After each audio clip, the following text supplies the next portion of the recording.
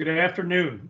This is a joint meeting of the Police and Firefighters Pensions Funds of the Village of Wilmette being held on Thursday, April 22nd, 2021 at 3:30 p.m. Staff will now call the roll.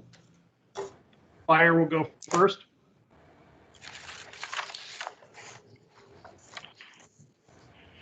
Dave?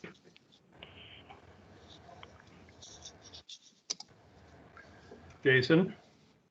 Sorry about that. Mr. Canning. Here. Miss Malloy. Here. Mr. Weglars. Here. Mr. Mitchell. Here. Mr. Grajewski. Here. Fire has a quorum. Over to the police. Okay, I'll call the roll this time. Mr. Farina is here. Mr. Kinsel? Here. Mr. Collins? Here.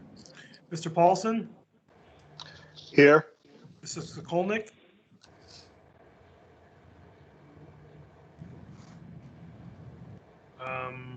Okay. Here. Did you call me? Sorry. Yes. Okay. Yep. All right. Police has no members absent, and we have a quorum. Okay, so this meeting is being held virtually, as you can see from your screen, and prior to any virtual meeting, we read the following statement. This meeting is being conducted remotely via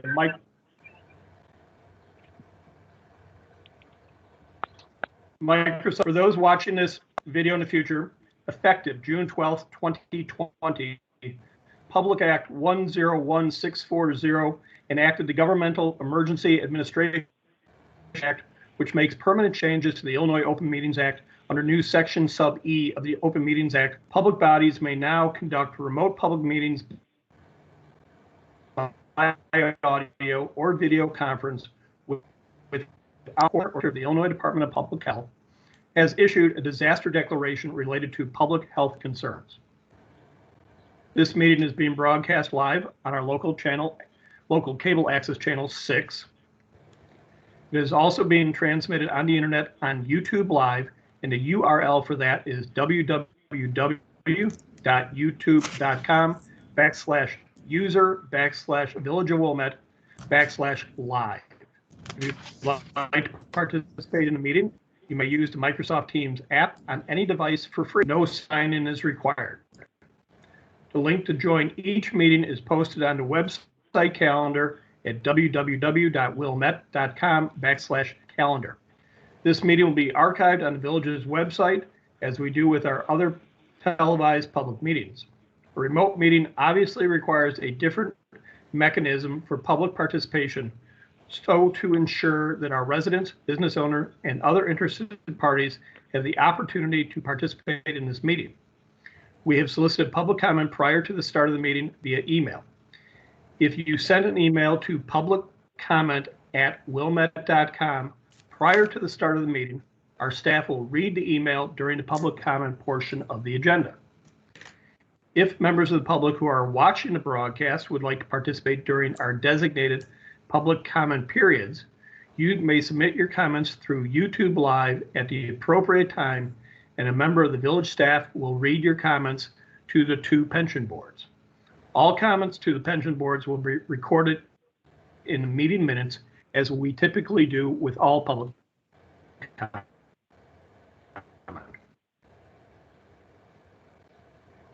When it is time for public comments, those joining us with the Teams client can toggle their mute status by clicking on the microphone icon on the meeting toolbar. Those joining us by audio conference dial-in can toggle their mute status by pressing *6. Only attendees can unmute themselves. No one can unmute another attendee. And just a reminder, the public comment can also be provided by emailing publiccomment@wilmette.com or through the village's YouTube live stream. Before the meeting, the Pension Board Trustees received a packet of agenda materials.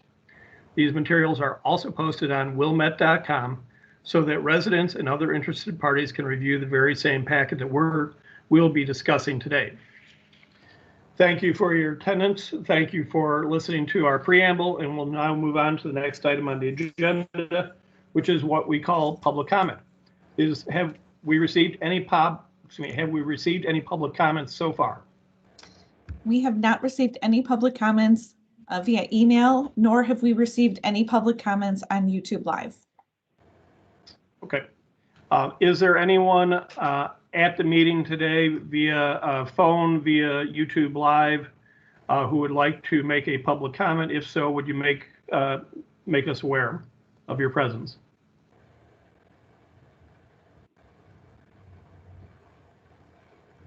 Okay, hearing no one, then we will close public comment. We'll move on to the next item on the agenda, which is the joint meeting of the Police and Fire Pension Boards held January 21st, 2021. On the fire side, is there a motion to approve?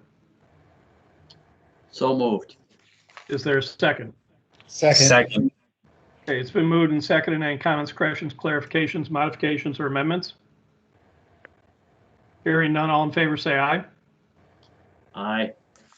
Aye. I'm sorry, I've got to take a roll call on that. I just remembered. Yes. Mr. Dave, would you call a roll on that? Mr. Canning. Aye. Ms. Malloy. Aye. Mr. Weglars. Aye. Mr. Mitchell. Aye. Mr. Krajewski. Aye. Okay, so those minutes are approved. Over to police for approval of minutes. Yes, can we get a motion to approve the minutes from the joint meeting of January 21st, 2021? Motion, Jeff? Second? I'll second it, Marty. Okay, Paulson. Marty seconded. Any modifications, adjustments, clarifications, or comments? Hearing none, we'll take a roll call vote. Mr. Farina, aye. Mr. Kinzel? Aye. Mr. Collins? Aye. Mr. Sokolnik? Aye. Mr. Paulson? Aye. Okay, the motion carried approving the minutes from the joint meeting January 21st, 2021 without modifications, adjustments, clarifications, and comments. Back to you, Chris. Okay, next item on the agenda is the ratification of election results. So I think we can start with Dave Grajewski. Do you want to tell us what happened with the fire? Yeah, for my position, no one else wanted to run. So it was just me. So I'm going to continue in this position for the next term. In regards to thank you. For the retirees, we had 3 nominations. Mr. Mike McGreal, Mr. Mark Mitchell, and Mr. Al Vilches. We conducted the ballots via an online ballot. Mr. McGreal won 15 votes. Mr. Mitchell second with 13, and Mr. Vilches was third with 2 votes, and he had 1 that was brought into the station. Okay. So this is Mark's last meeting, and Mike will start at the July meeting. Yes. And then Dave, you'll just continue on. Yes, sir. Okay. Then congratulations. On the police side, election results. Pat, you gonna handle this, or I can just? Yeah, I can do it real quick. So for the beneficiary member election, we only had 1 nominee, Martin Paulson. It went out to the beneficiaries for vote. We received 12 votes back for all for Marty Paulson. No write-ins. For my position, the active member election, there were 2 official nominees, Joshua Hornbacher and myself, and 1 write-in candidate, Andrew Jamu. I received 21 votes, Joshua Hornbacher received 8, and Andrew Jamu received 1 vote. 13 active members did not turn in a ballot. That's it. Okay, so that concludes the reports on the election results. Next is reappointment of the police trustee. So on that topic, I had a discussion with Jeff Kinzel. Thank you for agreeing to be reappointed again to the police pension board. So that will be introduced at the April 27th meeting and approved at the May 11th. As You're for the welcome. And then as for the fire, Chris has agreed to be reappointed to the Fire Pension Board, and I have agreed to as well. So it will follow the same time frame. It'll be introduced at the April 27th board meeting to be approved at the May 11th meeting. Okay, so that concludes the pension trustee update. We now move on to pension membership changes. Why don't we start with police?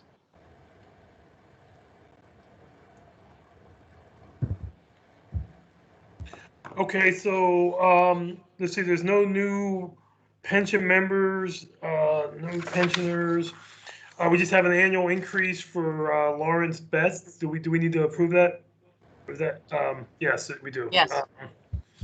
Okay, can we make so let me read this here. Lawrence Best became a beneficiary on 5/8/2018.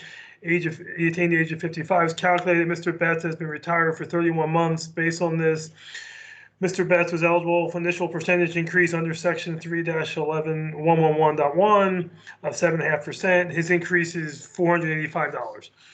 Can we make a motion to approve the initial increase for Mr. Betts of $485.18? Motion, Kinzel. Second? Collins. Okay, Mr. Collins approved it. So the roll call vote, Mr. Farina, aye. Mr. Kinzel, Aye. Mr. Collins, Aye. Mr. Sokolnik, Aye. Mr. Paulson. Aye. Okay, the motion carry approving initial increase of $485.18 for the beneficiary Lawrence Betts. And then do we have to discuss this refund of a member contribution, or is that just information? It's information to let you know that we finally have had contact. So that's an individual that since last year we've been trying to get that resolved. So at least some progress has been made. Okay, so I think that's all for the police on the pension member changes. Okay, on the fire side, we have one new pensioner and spreading of record and notification of death of a pensioner. We'll start with a new pensioner, Benjamin Wozni, who started 2/13/2021. His pension computation is at page 20 of the packet. We will get to that in a moment. We are also notifying that Earl Bondi passed away April 12th, 2021. For the record, we're waiting for the estate W-9 and death certificate for both Earl and his spouse, who passed away shortly before he did. With respect to Ben Wozni, there's a computation on page 20 of the packet, and then a benefit calculator report on page 21 and 22. Can I have a motion to approve the new pensioner? Mr. Grajewski, motion to approve. Is there a second? Second, Mr. Whitewires. Okay, it's been moved and seconded. Is there any discussion? Melinda, do you want to talk about this benefit calculator report that was run? The only thing I'm going to say about it is, again, we're just trying to provide some additional information for individuals as you are double checking this information. We are also running it in the Department of Insurance system as well, just to confirm our own internal calculations. Okay. Well, thank you for doing that. It's been moved and seconded. No further discussion.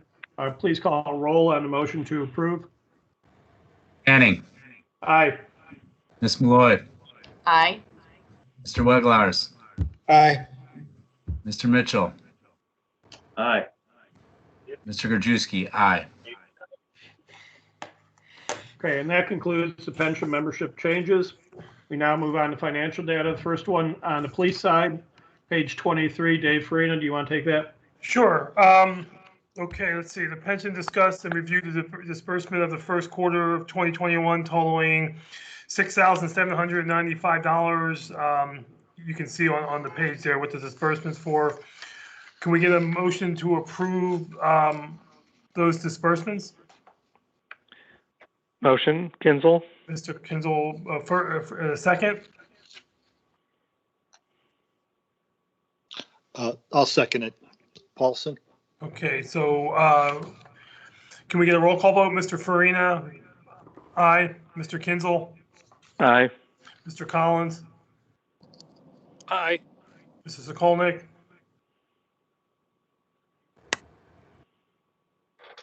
Marty, or John, John. Mrs. Kolnick, are you gonna, did we lose him? No, it looks like there he is. Yes, Sokolnik. Sorry. There's a lag in the unmuting. So you and I? Aye. Aye. Mr. Paulson? Aye. Okay, the motion carried approving the disbursement of $6,795 for the first quarter of 2021. Okay, back Back to you, over to Chris. the fire pension fund. Page 24 of the packet is the disbursements other than pension benefits for the fire fund. 2 items related to the 2020 audit and 1 related to 2021 membership dues in the amount of $6,910. Is there a motion to approve? Mr. Grzybski. Okay, and a second? Second, Grzybski. Okay, it's been moved and seconded. Any discussion on this? Okay, hearing none, please call the roll. Mr. Canning. Aye. Ms. Malloy. Aye. Mr. Weglars. Aye. Mr. Mitchell. Aye. Mr. Grzybski. Aye. Okay, the motion is approved. Moving to page 25 of the packet is a presentation of summary of each, or excuse me, cash bank account activity. Melinda, would you like to address that? Sure. So, as we do at every meeting, we look at what the cash balances are. And I'm sorry, is somebody? Hey, John, I think, can you do me a favor? Can you mute? And maybe Pat? Thanks. We just got, I think, a little bit of background noise there. So as we always do, these are the tracking of the cash balance at North Shore for the 2 pension funds for police and fire. Of note, if you recall from our last meeting, the fire pension fund had voted to move 1.3 million out of its cash account to an SKBA fixed account, and the police moved 1 million. You'll note in the packet on page, I think it's 145, there's an email from Tom, and he actually discusses this later on in his packet. There was an error made in the transfer of the money, so fire's 1.3 went into the police fixed income account, and the police went into the fire account. When we discovered this, we talked to Tom. His folks made the correction, and they also did an interest calculation to make sure that both funds were made whole. Are there any other questions about the balances right now at North Shore?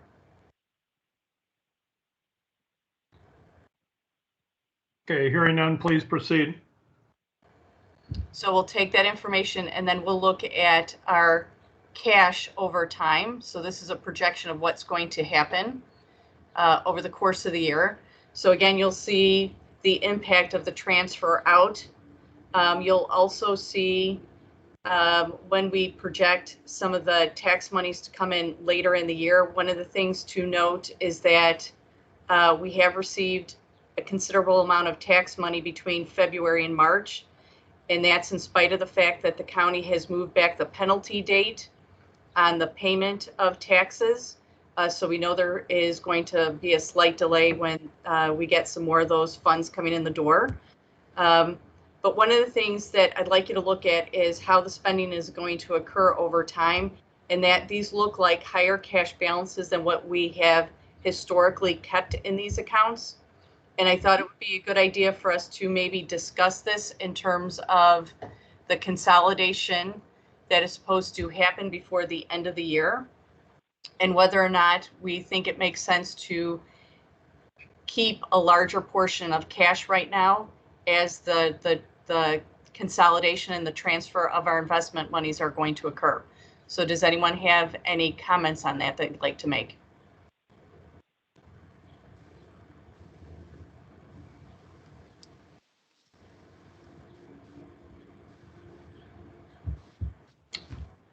Hearing none. Do you want to talk about that in a little more detail? So our choices, Chris, as they always are, is to say, do we want to move some more monies out of the cash account? Do we want to bring those down? and move them into an investment vehicle that we have right now.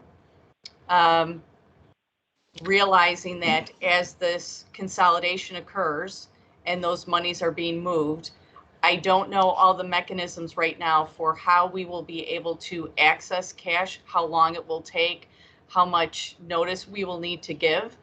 So I think that's one of the considerations that we should think about right now. And the idea being if we leave extra, well, a little bit of extra cash, it gives us a little bit of a cushion to be able to move quickly in case we need it, rather than having to go back and do our funds in the event they're in the midst of being swept into the consolidated funds. Yes, that's correct, Chris. So it gives you more flexibility in case something comes up during a transition period. That's correct. And I don't know, Tom, would you want to make a comment about this at all? Sure. Can you hear me? Yes. Yep. So I would agree that in this whole process of consolidation has been done in a hurry, and there'll be some bumps.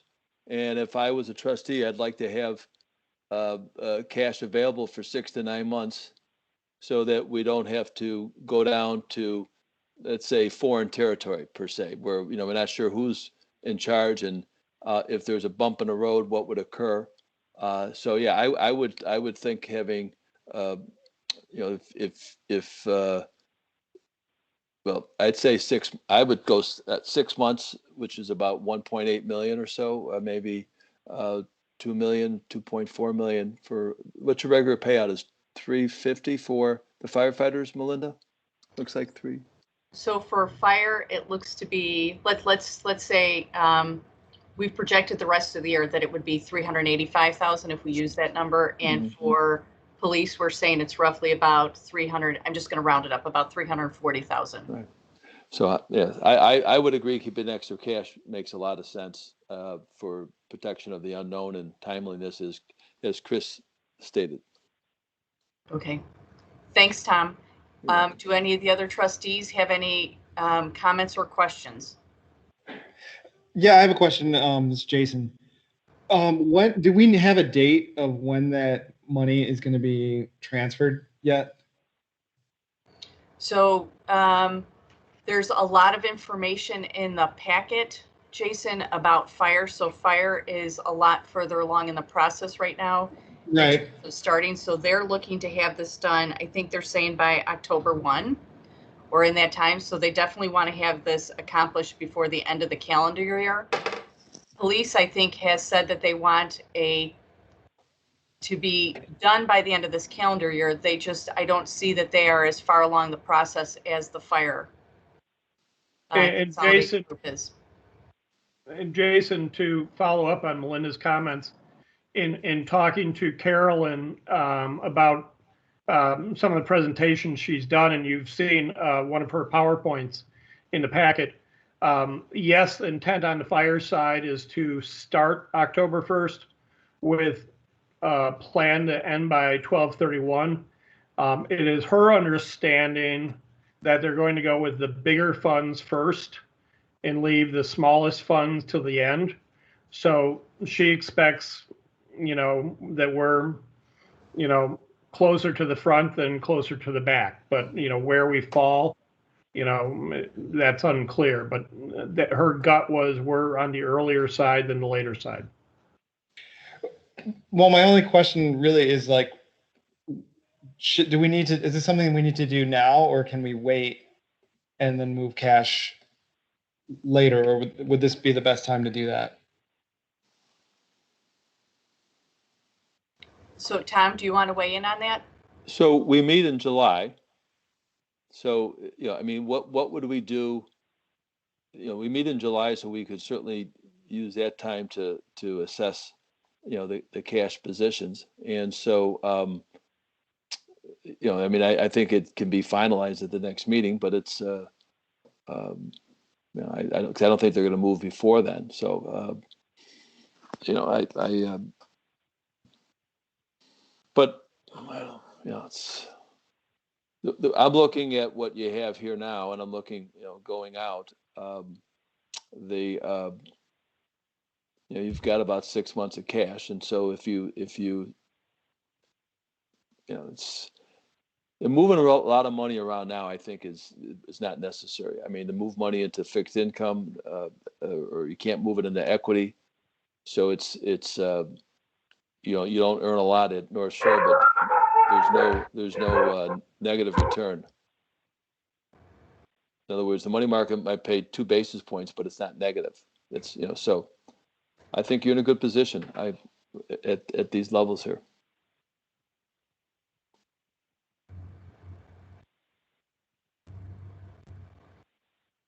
Jason, do you have any follow-up questions or thoughts?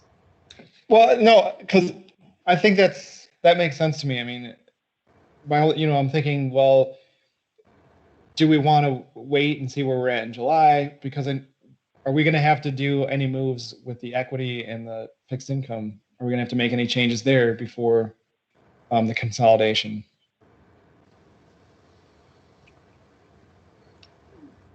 And Jason, I'm going to guess you're asking that question just because of where we're at right now. So we know that we're over allocated in equity, correct, under and fixed. Right. So, Tom, do you want to address that at all? So I mean, I think we're at about $1 million over allocated in equity in both accounts. I'm not at that page right now, but so as we're well aware, you can rebalance here, or you don't have to do anything because of appreciation, and it would be a decision, based upon that, if your comfort level of letting it stay at this over allocated 65% based upon appreciation, because we rebalanced at the end of the year, but the market didn't cooperate. It kept going up. And so if you thought the market, so then if you considered the market movement and you said, well, maybe I think there's going to be a correction, you might want to take some off the table. But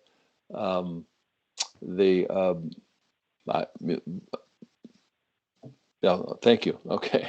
So you can see, right? So it looks like both accounts about $1 million over allocated above the 65% target. And, there's no reason that you would not have a correction in this market based upon the significant move it's had. Historically, most markets have had a downturn in any 1 year, an average about 10%. But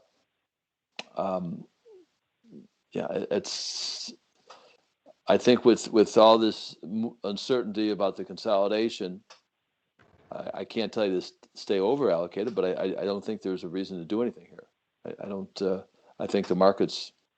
I think it's once I say this, it's unstoppable. But I think there's just there's so much money out there that it's looking for places to go, and I think we have higher levels in this market. So when we got to my spot, I wouldn't necessarily suggest rebalancing, but depends upon, the board always has a strong opinion on where to go. So I'll look forward to talking about that when we get to this spot. This is Dave. I'm just going to piggyback on Jason's. I think what I was wondering, and I don't know if he was kind of insinuating this also, is that when we consolidate, we need to be at 65-35. And if that was something we need to do prior to the end of the year, or they'll just take us whatever our positions are. So, I mean, I'm fine either way if we leave it till July. That was just my opinion. If I could be, I believe there's no reason to be 65 going into the consolidation. I would suspect that if you were 60% when you went in the consolidation, you'd be closer to 70% when they got done with you. So I'm gonna. What do you mean by that, Tom? Well, what I mean is that I think without, this whole consolidation thing is, again, if you had no restrictions on your allocation, for this board, I'd probably have you closer to 70% than 65. I suspect that the larger fund will, maybe not 65% equity, but close to 70% in investments that are of appreciation. And that would include equity. There might be some private equity, or, I don't think they're going to do that. They'll have you mostly in index funds right off the bat. And then, but I would suspect the allocation for this fund, as it's in the consolidated fund, would be closer to 70% than 65.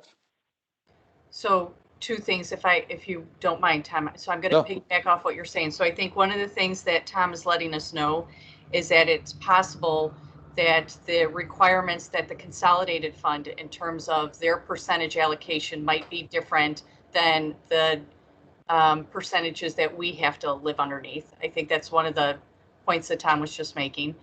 And to the other question that Dave Krajewski was bringing up, there's nothing in any of the material that I've seen thus far that says before the consolidation occurs that you have to be within certain targets.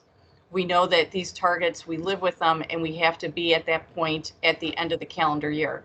But as we continue to get more information on this consolidation, it's something that we'll look at. I'll try to make sure that that information is getting forwarded to folks, and it probably will be an item that we might be able to discuss more in depth when we meet in July. But if folks have had a chance to do some of that training that we're all required to do, if you can remember from any of that, none of this sort of topic has come up in the training that I've attended thus far. Same. Okay. Dave, Jason, or anyone else, is there any other questions or comments that you have? Jason, I'm comfortable leaving things where they're at then at this point. That's just how I feel right now. Okay. Back to page 25. Okay, then if that's... I don't think we need a motion on that. It was just a discussion of that topic. Correct. Hey, Tom, just a quick question for you. If I look at the police fund allocation on what page is this? 107, 108, it shows a target rebalance of almost 3 million. On the spreadsheet, it shows closer to 1. The difference, I'm guessing, is this one doesn't, the one on page 107 doesn't have the North Shore account in it. So Correct. it's only $1 million. Yes. Correct. Okay, because there were just different numbers, and I just wanted to make sure that's what I was. Right. So it's only $1 million. So I guess the question for the police guys, as for the fire, is are you comfortable leaving that much money at North Shore? I mean, we could do something with it if you want. Is anybody having a view?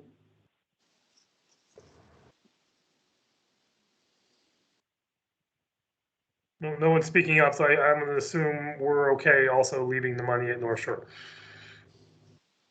And to your point, Dave, that is why we have, in terms of how this report gets run and how it looks, that's why we've been having Tom put this page together for us, so we actually have a more accurate look at what our percentages are. And then one other piece that I'll say about this particular page is hopefully it looks familiar to folks because we've had it now for the last several meetings, at least well over a year, is that since our meeting in, wait, David, you can't do that. Sorry. It's contagious. Since our meeting in January, where we saw the December end of year balances, we have seen roughly about a 3% growth, or roughly 1.9 million for each of the funds. And as I think you know from the other reports, it really has been driven all by the equity returns, not by fixed income. But I'm sure when we get to that section later, Tom could talk about that a little bit more with us. Okay, so there's nothing we need to do motion-wise, right? You are correct. Okay. So with that, Tom, I will go back to the start of your section. It looks like we might have some new individuals who have joined the meeting. So if folks could introduce themselves. Hi, if you've joined the meeting, please introduce yourself. Hi, this is Austin Panzer with Columbia Threadneedle. Covering for Mike. Good afternoon. Anyone else?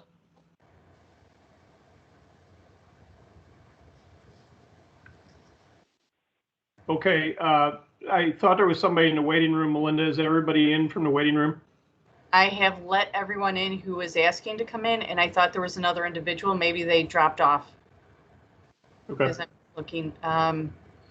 So, Tom, when you get started, I know that there was a time frame that you wanted maybe somebody to talk to us. So Sure. how about with that in mind, you'll start next. Okay, so if you go to the next page, please, it would be page 28. So this is just updating some recent actions we took. Melinda had covered it somewhat. We had moved 1.3 million to SKBA fixed income account from North Shore, and we moved 1 million from the fire that was done. And then we made those adjustments as listed below. The police was supposed to receive a million, and the fire 1.3 million. We made those adjustments, and we credited interest of 5,250 because the market was actually down, not up, and so we did take care of that. So if you go a couple pages further, and I think this is where the guest would come in. We'll keep going. So Tom, as I'm scrolling through this, I just need to tell you the summary pages that you've been doing, those are really helpful. So thank you for doing that. Oh, sure. Good. Well, thank you very much. So last week we were reaching out to Columbia Acorn to have Matt Litkin to talk at this fund because when we hired him, he came and presented to the police and fire, and he's a local guy, and as that occurred, we got notice that as of April 15th, Matt's no longer with Columbia Threadneedle, Acorn, running the Acorn Fund, and that Dan Cole will be expanding his role in that particular area there. I did send out some information by email last night that was a little bit more expansive about the fund that we own, and that we can talk about that a little bit later. But I did but Columbia was interested in explaining what had occurred, and so that's where I think Austin's on the line, and I thought that the other co-manager was going to be on the line. I thought I had seen at one point that Erica was joining. Right, Erica, that's what I thought. Yes, but I think she must have dropped because I don't see her in the list anymore, Tom. Okay. So is Austin on the line? I am. I believe Erica and Jason, the portfolio manager and client portfolio manager, are supposed to be on here. I thought I heard Jason earlier.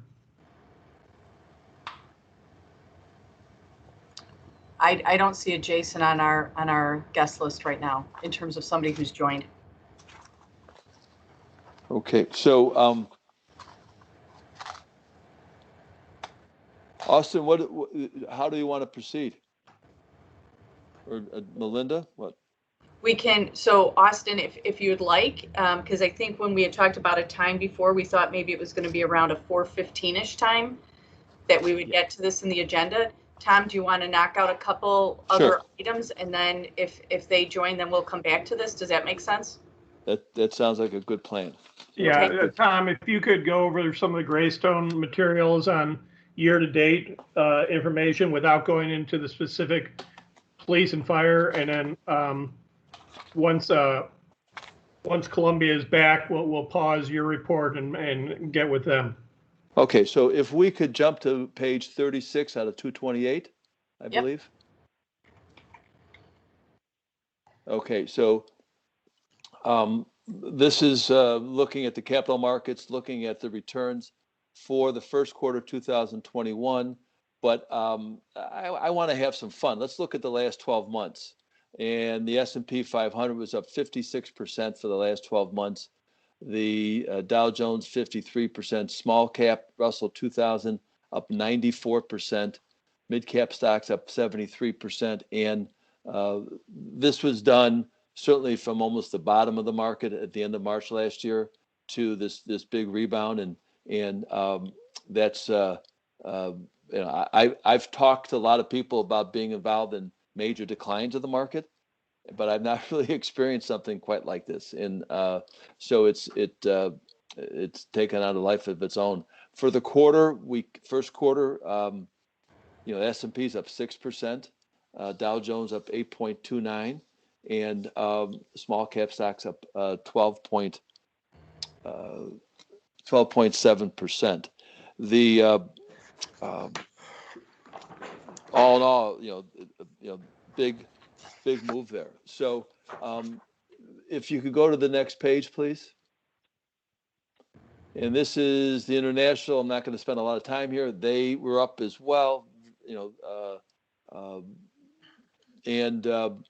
but not quite as big as the U.S. And it's but they certainly had to had that rebound there. If if you could go to the next page, please. Keep going. So right here, this is looking at the various asset classes, the equities, fixed income, and then alternatives. And so we just went over what stocks had done for the last 12 months or 1 year.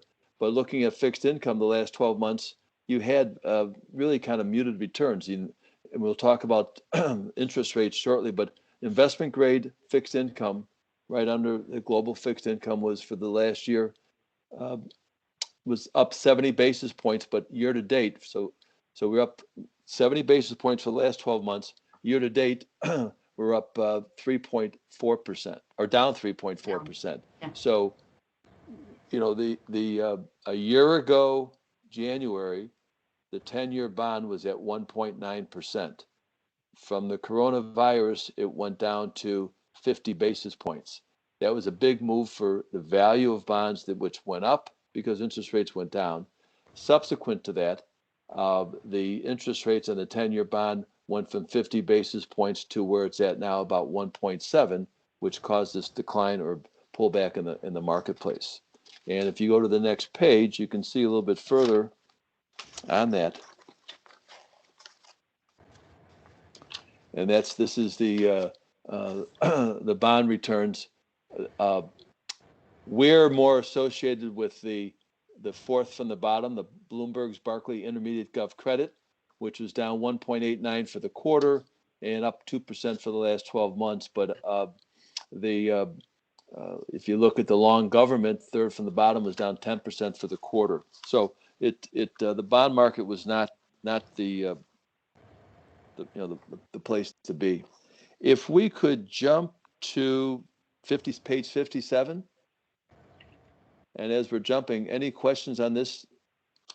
So on page 57 is looking at the earnings outlook, and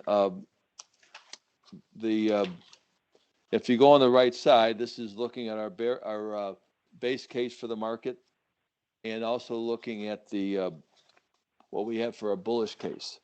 And so we're going into May, and at year end 2021, if we look at a conservative valuations that we've put on the market, we would have price targets 3,900. We're already at 4,100. If we're the bullish case, then we're looking at price target of 4,175, which would indicate a slight return from here. These are valuations that we think are appropriate. If you look at the left side and you look at those light blue numbers, those are the estimates for the S&P 500. And so in 2020, the S&P 500 earned $142 a share. The estimate for this year is $176, which would be about a 24% increase in earnings year over year. And in 2022, the estimate is $203 for a 15% increase year over year.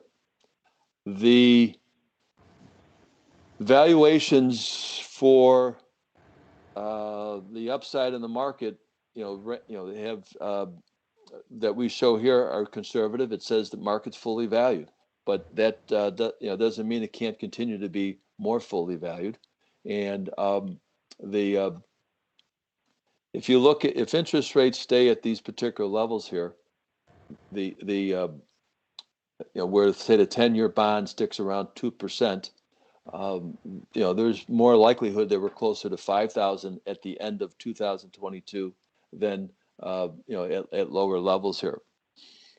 So the outlook, you can't deny the amount of money that's been, the stimulus that's been put out there. And, I was talking to an individual today, there's just money chasing money. And so but there are a couple concerns, and there should always be concerns. If we can go back a few pages, if you can go back to, I think, to page 55. Keep going. Keep going.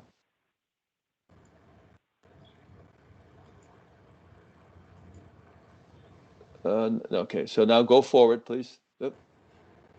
Next page. Next page, please.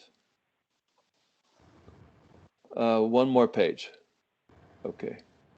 So, Tom, just so you know, we've had the other folks join us, but I'm just letting you know. So if you want to. Okay. Well, let me wrap this up, and then we'll get to that. So, if you could just scroll up a little bit on this page, what's the challenge here? And the challenge one is that the stocks have risen, therefore their dividend that they pay has dropped. And you can see in this chart here, the 10-year rate, the 10-year bond yield is now higher than the dividend yield on stocks. What does that mean? It means that the term disintermediation, where people might a year ago said, hey, I can get 2.25 on the S&P 500 as far as the dividend, and the bond market is paying 50 basis points for 10-year bonds. I'll buy a stock and get 2.5 dividend, and I'll have the certainly risk, but I have the opportunity to increase value. Now that the 10-year yield is at par, or pretty close to even with the yield on the bond, I don't think it's going to start major movement. But if you see higher levels in interest rates in the 10 years, you will start that. And historically, bond yields have been a lot higher than they are now. And then on the bottom right is the equity exchange traded fund flows into the equity market, and that we're at record pace. We haven't seen this type of movement in decades as far as the flow into the marketplace. And so that, I think, is a concern that's there. And so if you go to the next page, please. Let's keep one more page 56. So and I just wanted we'll talk about this a second, but this is looking at some of the pockets of the market, and the last 12 months, you can see up top, global equities, U.S. large cap growth was up 64.9. Value stocks was up 36.7. And this has been a discussion that we've had as a board. One of the reasons we made some moves when we made the move to some value type of mutual funds. And if you look at the year to date, that type of move has played out somewhat, where nothing wrong with large cap stocks being up 7.2, but the large cap value for the year to date or the first quarter was up 12%, and that goes right down the line with the mid cap value or mid cap growth and value starting to participate, and the breadth of the markets expanding to those stocks. If you could go to the next page, please, 57. And if you go to the bottom of the page, keep going. No, maybe it's the next page, and keep going to the bottom of the page, please. So this is our forecast. And so as far as taking a step back, the concerns is that there's over optimism. The market has already reflected this optimism, and that that in the local taverns are talking about their 401ks again, which is a prelude to the George Costanza theory that you do the opposite of what the crowd's doing. But the market can get crazy for longer than we think. And the housing crisis, the market or the housing stocks or housing prices went on a lot higher than they should have, and a lot longer than we thought. So here is our forecast. That for looking at U.S. global growth, we're looking at a 7.3% growth in the economy in 2021 and 4.7% 2022. Those are big numbers. Before that, we had been running at about 2.5%, 3%. And last year, we were down negative 3.5% as far as the growth of the economy. The 10-year bond yield, we're looking at the end of the year at 1.7%, and inflation 2.4 to 2.2%. None of those numbers seem to cause any panic on our end. And I think what the panic will come in, or what the concern would be, is that if you move beyond that, if the 10-year bond goes to 2% or 2.25%, or inflation rears its ugly head. And I think that the issues that we have here is that it may be an inflation fake out or may be real, but the issue about prices now, it's comes from this supply chain has broken down, and the ability, people laid off workers or they shut down plants, and the idea of getting the product to the marketplace has caused bottlenecks, and it caused higher prices. So if you look at lumber prices, not only is there demand for building houses, but there's also the increase in lumber, I think, is up 1,200%. That's not going to the owners of timberland. They're not getting that increase. It's really comes along the supply chain. In fact, timber growers are being paid not to cut the trees down by Microsoft and other major corporations who are garnering carbon credits. And so, the point is that we may see prices go up, and people may be concerned that it's long-term inflation, and it may be just something that needs to be smoothed out. And so, certainly something that we're going to be, looking at. But we think it's steady as it goes. And then on average, we've shown the chart before. I don't have one here, but on average, we've seen about a 10% decline in the market and drawdown in any 1 year, and that's been the average for the last 50 years. And that there's no reason you couldn't have a decline for whatever bump in the night comes into the marketplace. So, but that's our outlook and that's our thinking. Any questions on that or thoughts or?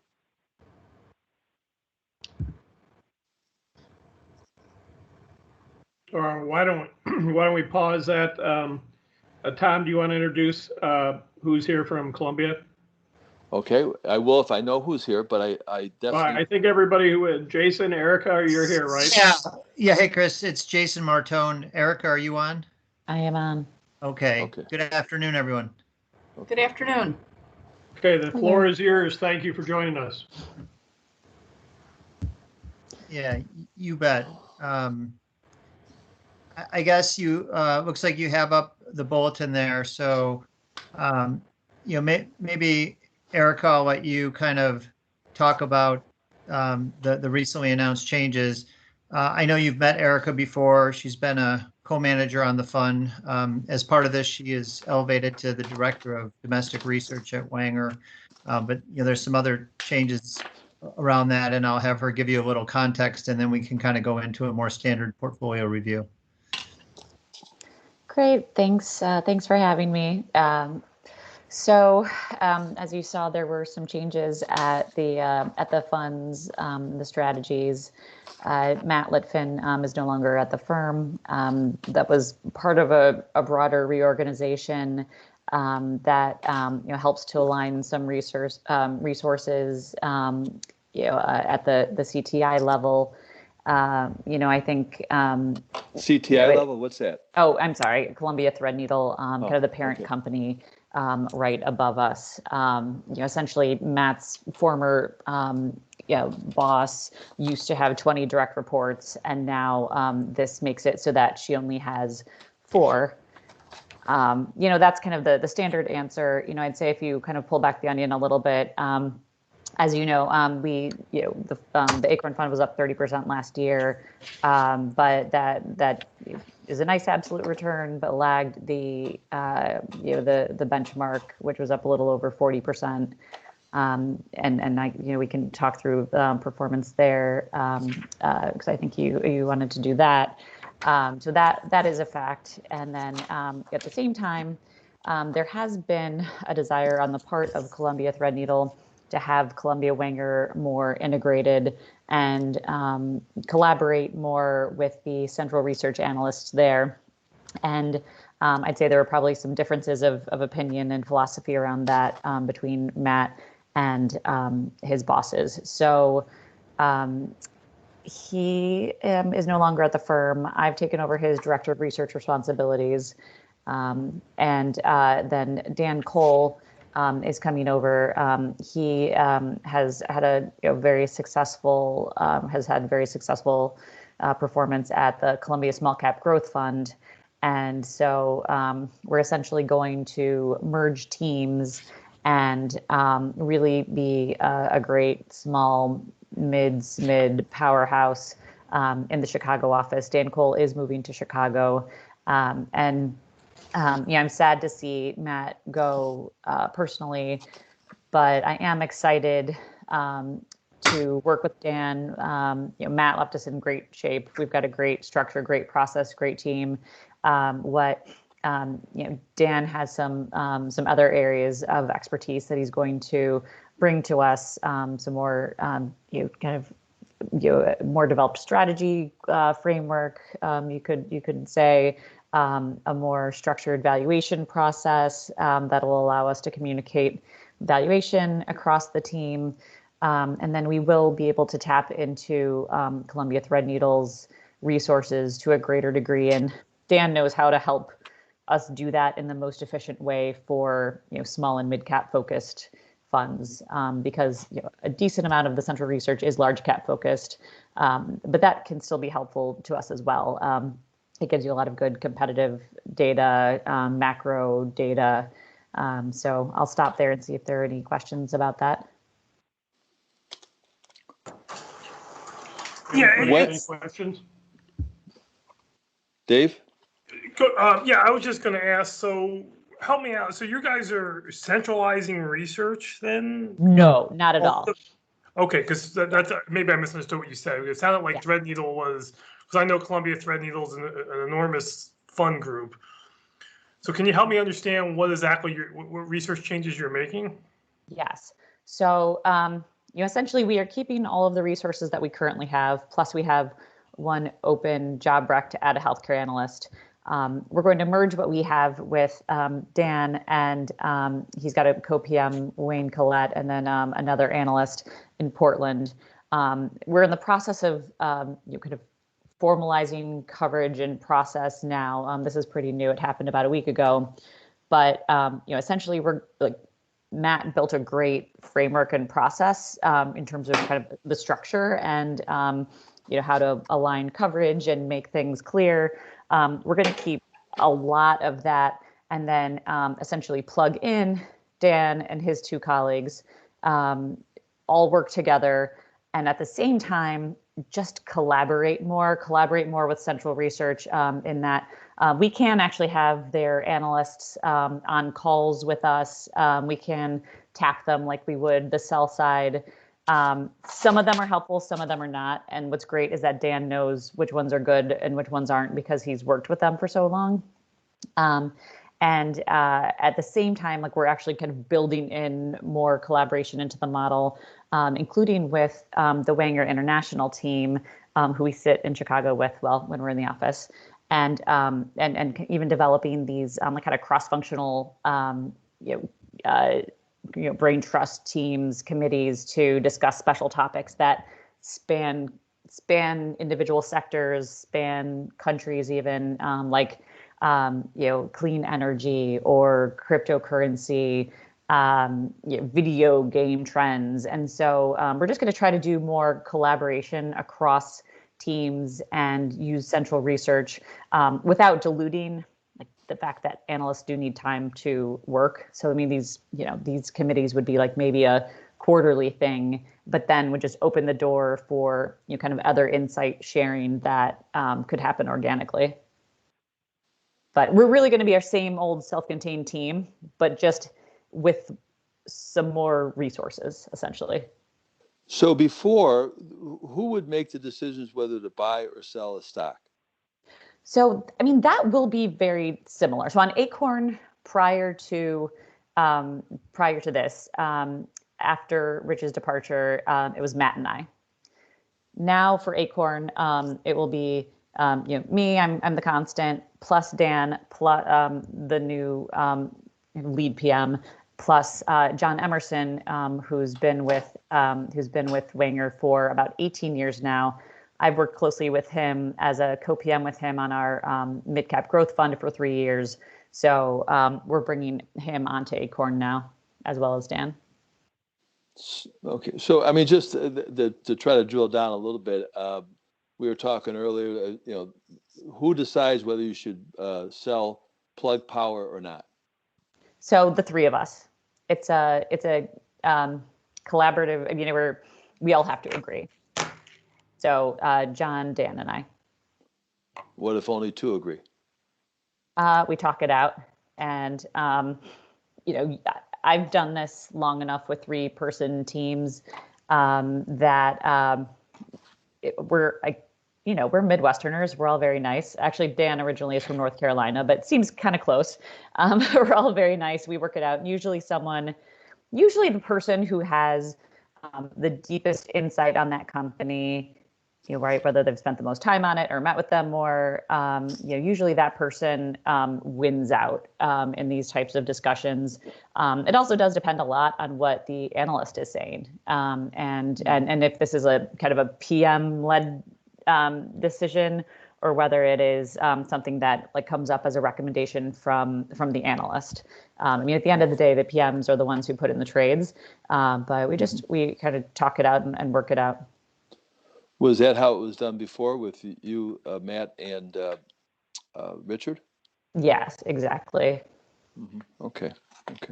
I mean, we haven't made a lot of these types of decisions yet with Dan because, again, it's been about a week. But this is how the decisions we have made have played out.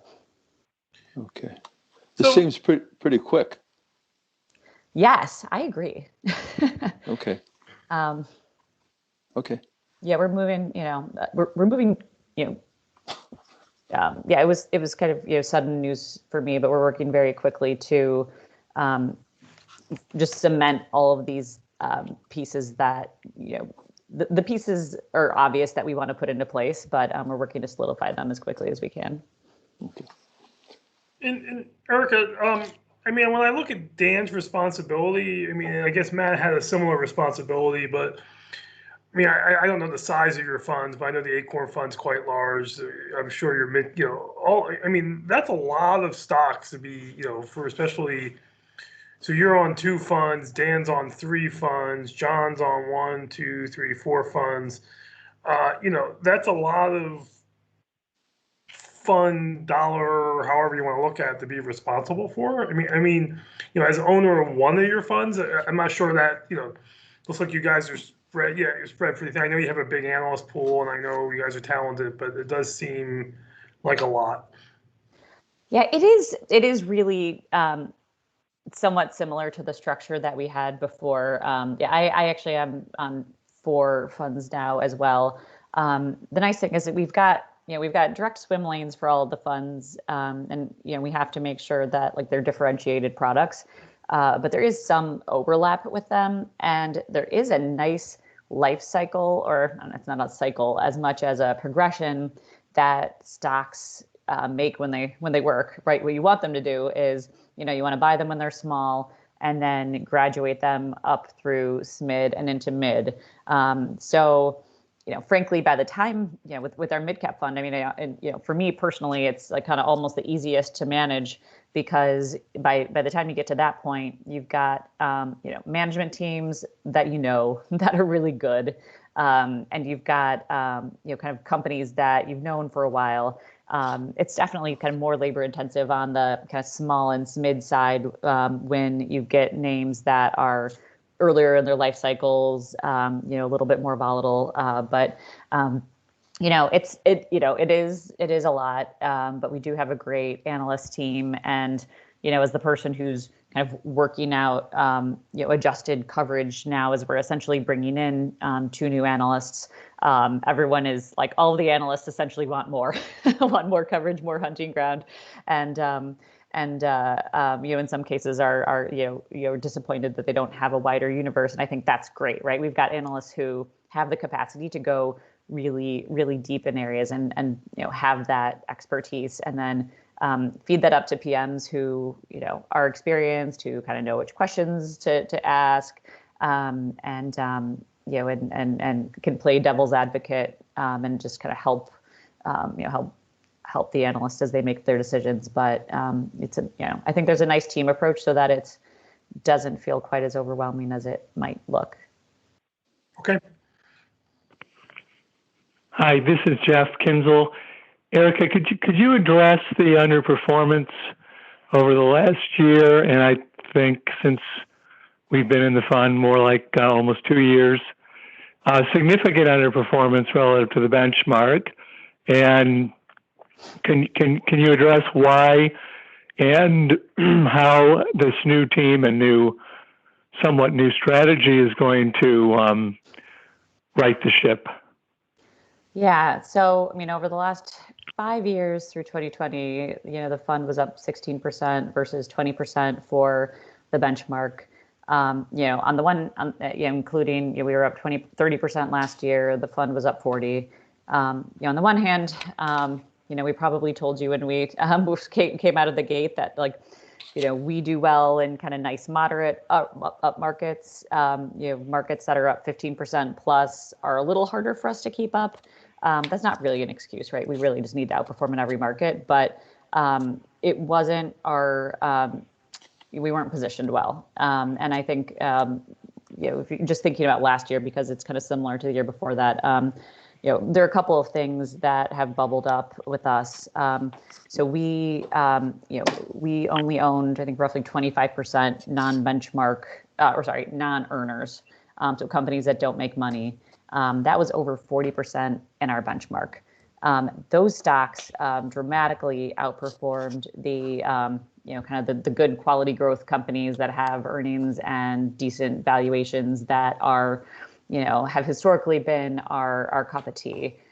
So that didn't help us. On the other hand, we're also we're kind of a lower volatility fund, a higher quality fund, and there's been a lot of research around high quality stocks lagging over the last year, although actually there's some signs that there's a bit of a reversal there in some of the research. So if you think about it, there have been kind of these kind of 2 different rallies that have been happening at different times, like the kind of sort of a junk rally, value type rally. There's also been obviously this dramatic growth for non-earners, and we particularly underperformed last year in quarters 2 and 4, which was when those non-earners really had their place in the sun. And so there's been a lot of that going on. Going forward, I think my personal take on the market is, we've had the value rally, the value junk rally. We've had strong performance for non-earners. Quality is the last kind of factor to have its day in the sun, and it as a factor is, does look cheap. And sorry, that's kind of quant speak, but, personally what I'm seeing is, really strong momentum in consumer spending and small business recoveries. At the same time, I'm also seeing the potential for these COVID beneficiaries, these technology and consumer internet stocks that really benefited from COVID. I'm seeing the opportunity for them to exceed expectations now. Those have actually taken more of a beating, year to date. And so I'm hoping and thinking now we could be in an environment that is more, more stock picking focused, and where we can go through and, really look for the cyclical reopening plays that don't look overvalued, and own those, where we can pick among the high growth momentum stocks that have pulled back and find some nice opportunities for those. Thinking about them with strong business models, right? High moats, barriers to entry, strong competitive advantages, and kind of looking at that part of the space. So the one thing that I would say that I've been impressed with, Dan, so far is that they're growthy. They actually managed through some of the pullback in higher growth stocks better than we did, and they just tend to be they've been a little bit more tactical on the sides, and have added some smart cyclical exposure here and there. So I think there's probably some tactical things on the margin that will do a little bit more going forward. Versus kind of our core. I mean, in addition to our core, let's find awesome companies that we think are going to be a lot bigger in 20 years, discount those cash flows back, and buy the ones that are the most undervalued. Okay, thank you. Okay.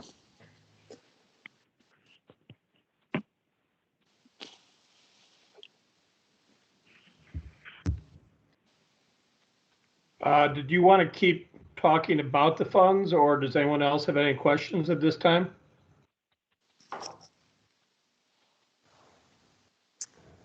Tom, do you have anything? No, I think no, I think it's just really the ability to talk between with the trustees about this, and I've dug into this and feel pretty comfortable where we're at, what's going on. So. Well, let me know if you think of anything else or want to discuss further. I'm around. Okay. Thank you. Thank you very much.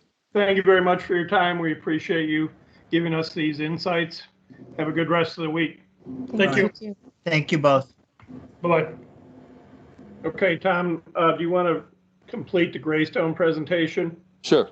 So if you go to, I think it's page 68.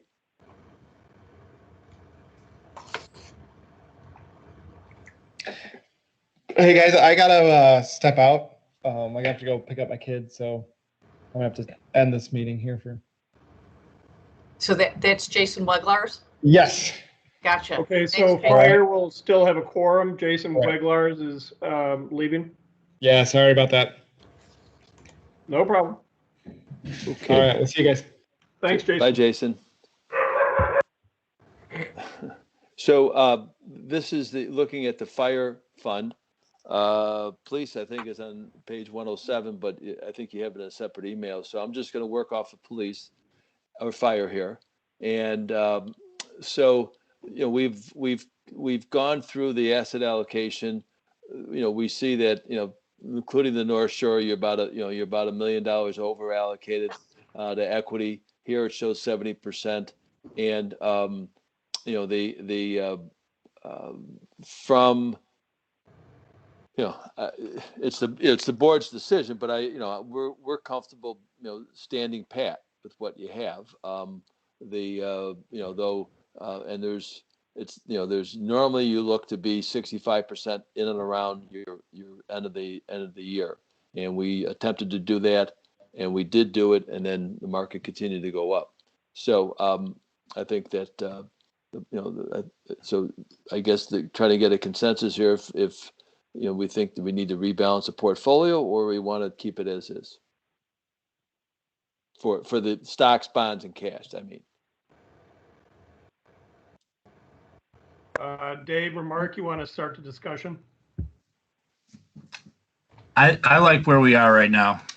I'm fine with keeping everything as is for now, addressing it in July. I think it would be appropriate to review it in July. Yeah, I'm comfortable with where we're at. Melinda? Yeah, if you couldn't see me the whole time I was shaking my head, yes, I think if we're going to have more information also, my hope is, about where and how this consolidation is going to happen. And again, maybe it's going to inform us in some sort of different way, but it seems to me right now it is to the fund's advantage, the way we are situated right now. Okay, well, at least on the fire side, we're not going to take any action. Tom, did you want to discuss this as it pertains to fire, or do we want to move to police? well, I mean, it would be the same position with the police. They need to, if they want to keep it level where it's at now. Yeah, and I think our numbers we're pretty much the same. Right. Marty, John, Jeff, any Pat, any thoughts here? You guys want to adjust? Do you want to stand pat? I say stand pat. Same.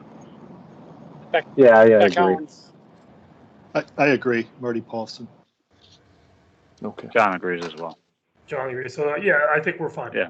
Okay. So let's look at the bottom of the page, and we can just see where the allocations are on a more granular basis. Though there'll be no changes there, because if you change something in the bottom, then you need to change back to 65%. So let me explain further. Just a point of reference is that you don't have to rebalance if it's from capital appreciation, but if you were to make changes, then you'd have to rebalance. So, okay. So if you go to page 69, as you were doing, Melinda, please. Just as a review of where your money's at for the fire, large cap is with the S&P 500 index fund. Mid cap, you've got two funds, the iShares Mid Cap Exchange Traded Fund, as well as the Columbia Acorn, which we just reviewed. Small cap for the fire is the small cap ETF, the Vanguard Small Cap Value Fund, and Wasatch Small Cap Fund. In real estate, you have the Vanguard Real Estate Investment Trust, 1.5 million, and you have four international managers: American Euro Pacific, the Vanguard iShares Core Index Fund, Tweedy Brown Global Value, and Jochum International Fund. And then you have two emerging market funds, American New World and JP Morgan, who replaced Lazard on 11/20 last year. And then in the fixed income, they have this Spare Kaplan Max Flex Fixed Income, Spare Kaplan Flex Fixed Income. The Max Flex is it's supposed to be a go anywhere fund, but it's been mostly short term. And then Weaver, which is their assignment is to be, their benchmark. They manage the portfolio to a benchmark that's 60% corporate bonds. So they're a little bit more aggressive fund. And if you go to the next page, please. And this is looking at the big picture over the last 12 months. The fund's up 38.8%. And that's versus the benchmark 37.87. The U.S. equities was up 64.5%, pretty much right in line with the benchmark, slightly behind it. And international, you had some giddy up from internationals, up 53% versus the benchmark of 49%. Emerging market was slightly behind, 48% up versus 58, and fixed income was up 2% versus 87 basis points. You can see the next column to the left, the year to date, the fixed income portion of your portfolio was down 3.66, less than the benchmark, but still 3.66 for the quarter is a pretty big down move. And that's because the interest rates have moved significantly the first quarter. And your equity portfolio by U.S. equity was up 8.49. International was your international portion of the portfolio is up 1.44. The benchmark was up 3.49, and so you had some underperformance there. So if we go to the next page, we can look at your managers and how they did. And so, looking at the past year, the Vanguard S&P 500 was right on task. Mid-cap index right on task. Columbia Acorn was up 67.7%. I would never scoff at that, but they were, that benchmark was up 87. So, we, left, 20 basis points on the table. The small cap ETF was up 95% versus, right in line with the benchmark. And, the REIT fund was up 36%. American Funds Euro Pacific added value up 60.7% versus the benchmark of 49. And the index was right on target. Jochum was up 53% versus 44%. And then the Tweedy Brown was up 34% versus 44. Tweedy Brown is more of a value manager, but also when you invest internationally, you have certain risk. One is company risk, which we all know about. Two is political risk, and the last one is currency risk. They are the only international fund in your group that hedges their currency. So there'll be a little bit of a drag. Depends upon which side of the market they're at, but I suspect that if you look at them quarter to date, values come back into play, and that's their sweet spot. So they're doing what we think they should do. American New World was up 62% for the 1 year versus 55. Year to date, up 81 versus 4.68%. And if you could scroll down or go to the next page, we can look at your fixed income managers. So, so the next page is the 1 year is for the JP Morgan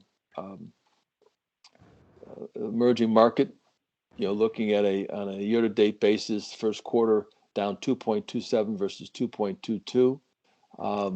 They're more of a growthy manager, and look, I don't know, I haven't looked at their attribution yet, but it's it's disappointing they're down when the market's up 2%.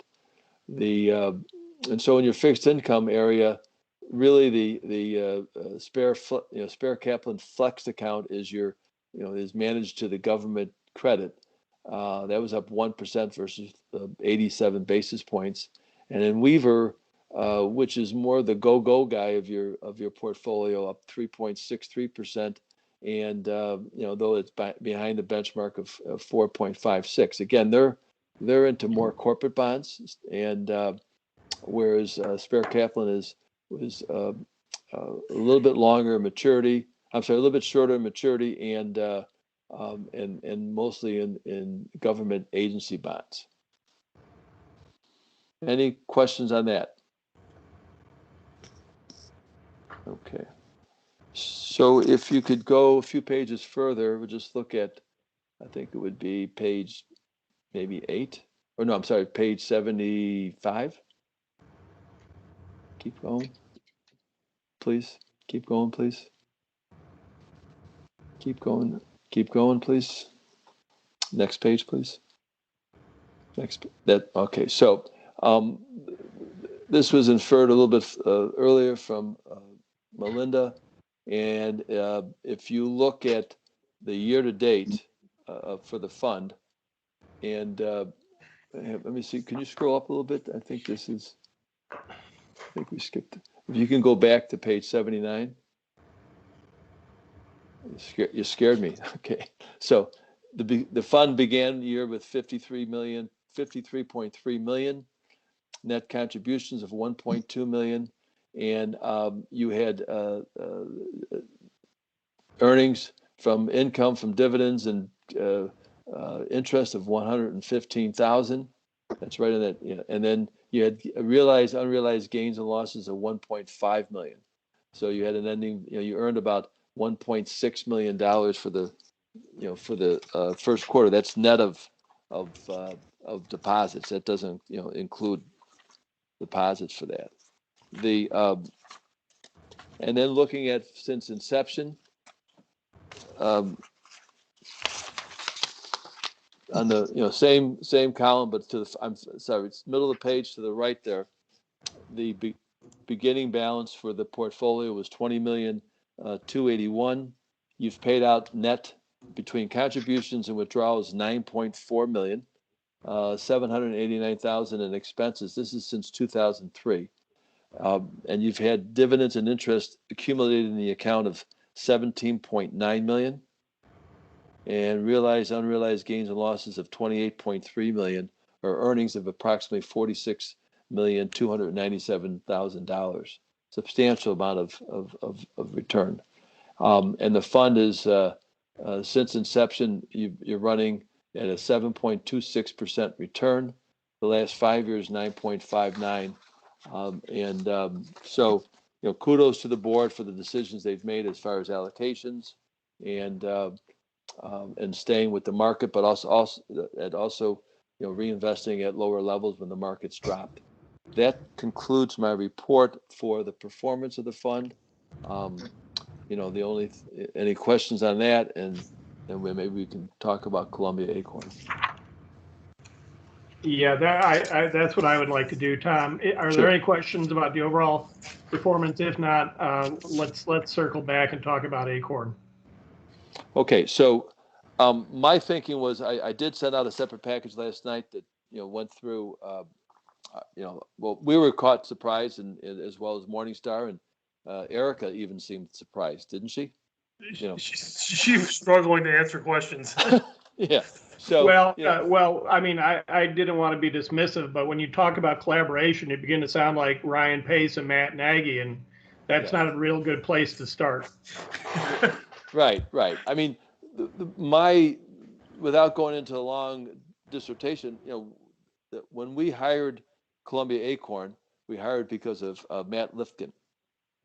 That was, you know, not because of him. I mean, it was the fund had a good process, had the right people, and then there was this nuance of him putting together a good team, and we had some personal insights to that, and so, you know, if this fund as is was, you know, as a, you know, going on perpetuity and long term, I would recommend that we get out of Columbia and move into the index until we review the situation. So no, what I'm saying is that if this board was continued to be in its place and manage your portfolio, and this would, you know, there was no consolidation, then I would be recommending that we look for an alternative to Columbia Acorn based upon the movement of managers and the uncertainty of how this collaboration is going to go forth. In the sense of where we're at in the consolidation, you know, they talk about October. It might be January 1st.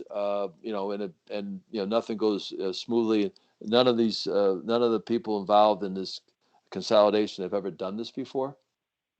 You know, you have to remember that.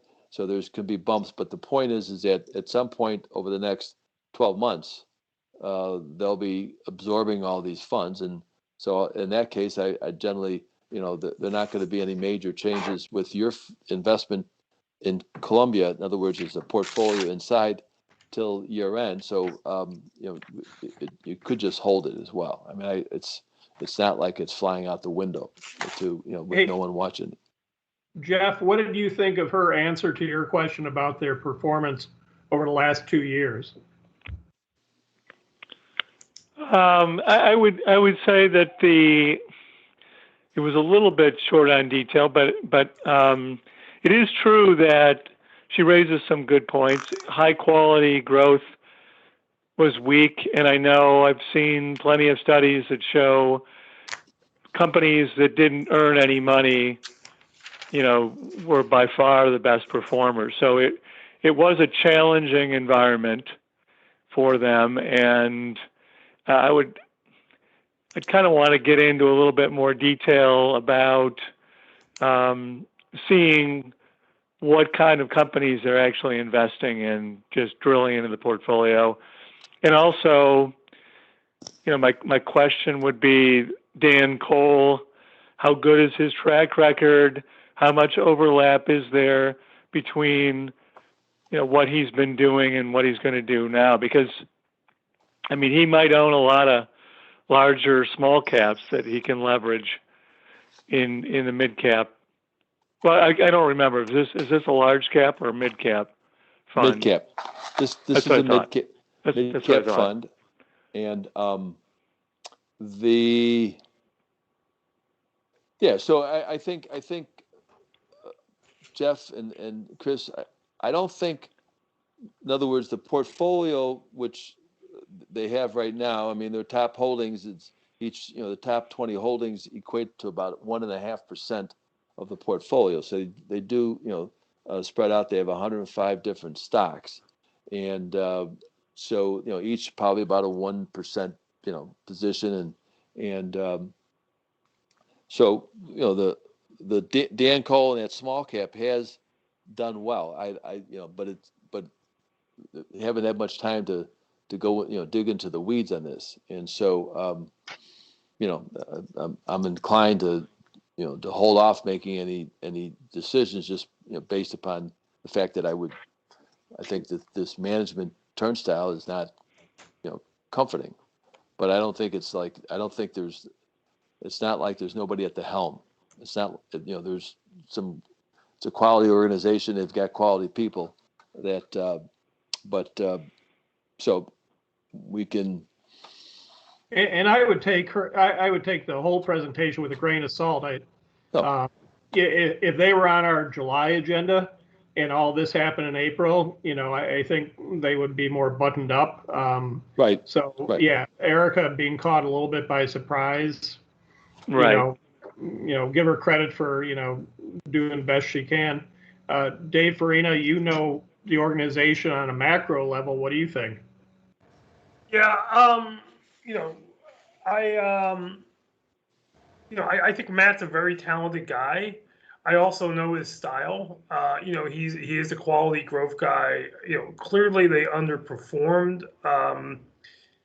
And I know he was like a big hire for them. So I think there's probably more to the story. But the other thing I'd be kind of curious about, Tom, like if we go 1 year from today, really was the bottom or close to the bottom, you know what I mean? So like an Acorn fund, like if we looked at it like on a 13-month basis, they may not have dropped as much, so they may not have come up as much, you know what I mean? I'm curious, you know what I'm saying? Because they're they weren't as speculative as some of these other guys. So like if you looked at this thing on a slightly different basis from March 31st to March 31st, I wonder what their numbers would look like. But obviously they get done on, everyone does this on quarterly and annual basis, so it is what it is. But with that said, I think I would be inclined to review it if this consolidation thing wasn't happening. At this point, to spend the time to figure out new managers, to make a change, to have the state do whatever the heck they're going to do in 6 months, it doesn't seem like it's worth it. I don't think there's a major issue here. I would call it an area of concern, but something that I'm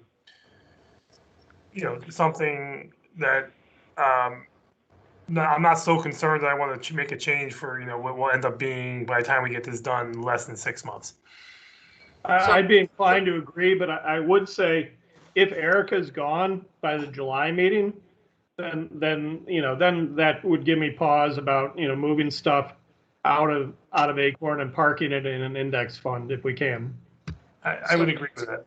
Can I jump on that? So we already have an index fund sitting here. So if folks really wanted to, right, we have 2 ways that we're investing in the mid cap space. We had Acorn and we do have an index fund. Do we, and if we look at the performance of the index fund compared to Columbia, are we I'm just throwing it out there. Do we want to wait until July or would we want to do something sooner? Just trying to go back to show the page that I'm looking at. Yeah, Right, so we've got iShares.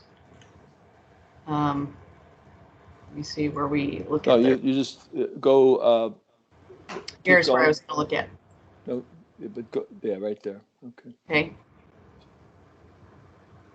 The only other thing I'll add, Melinda, the new manager has done very well.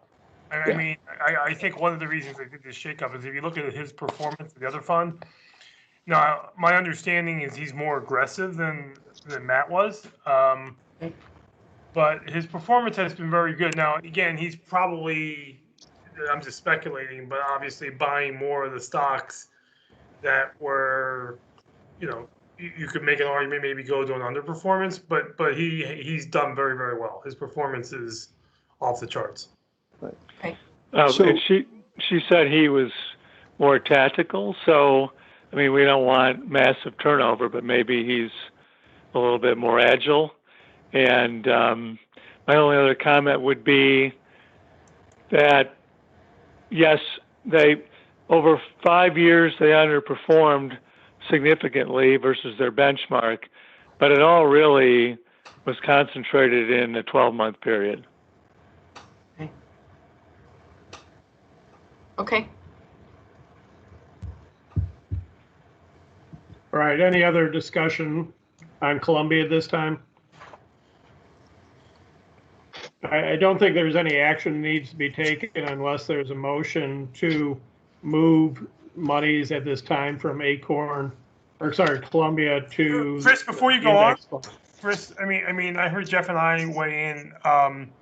I didn't hear John, Marty, Pat, if they had anything they wanted to add. And same for you, Dave. And Mark. This is Dave with Fire.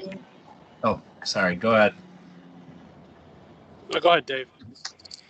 I wouldn't be opposed if we did move a portion out of that, just with the transition and them talking about it going on so fast. I mean, that's how my opinion is. I'm fine staying where it's at. Like you said, this money's going to be consolidated shortly anyway, but the transition this quickly kind of scares me off.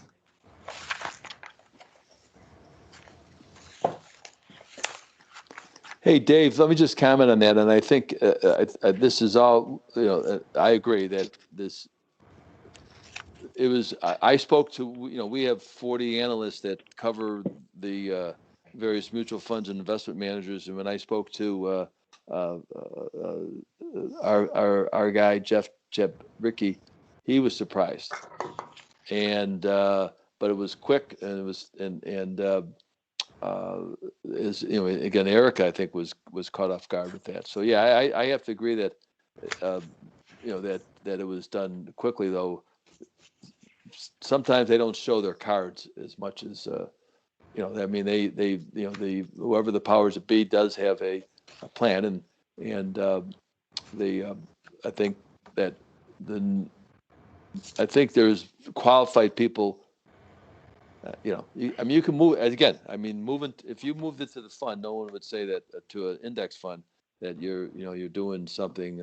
I mean, it wouldn't be an unprudent move. And holding on to would be an unprudent move is a, so it's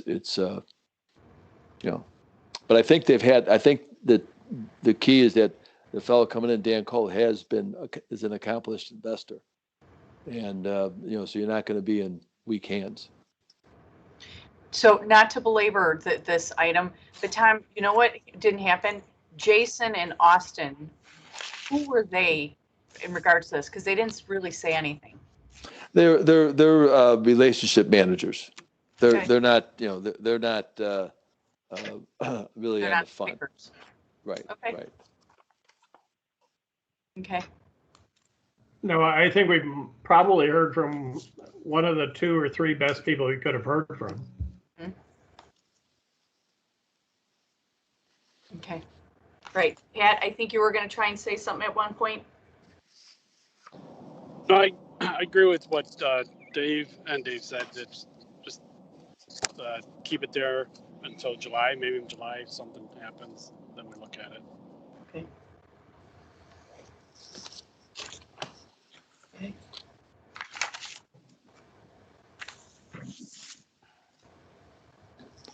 Well, Okay, maybe so in July sounds we can like- get Dan so- Cole on the call. I'm sorry, Tom? I said maybe in July, when things settle down at Columbia, we can get Dan Cole on our call for the meeting. Well, let's see how things play out, over the next 10 weeks or so, and then make that decision. Sure. Okay. But I think the consensus that I'm hearing in the meeting minutes can reflect that at this time we'll, remain in the fund and definitely evaluate it again at our July meeting. And Tom will bring us up to date of their performance during this next quarter.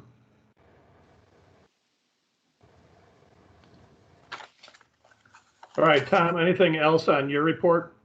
No, Chris.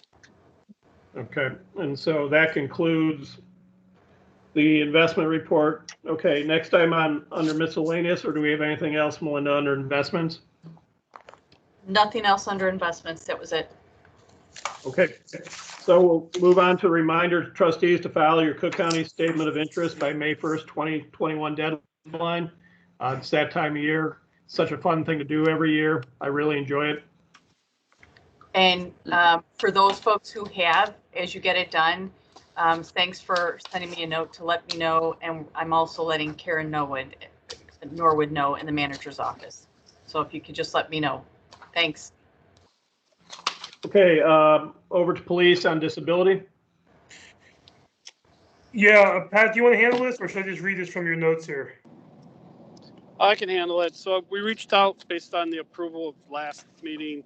We reached out to the attorney. He reached out to the company that gets the doctors. It gave direction to choose one of those three original doctors, and that's where it stands right now.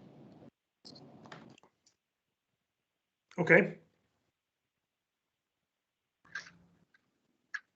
So Pat, do you guys need to pick a doctor and vote on it?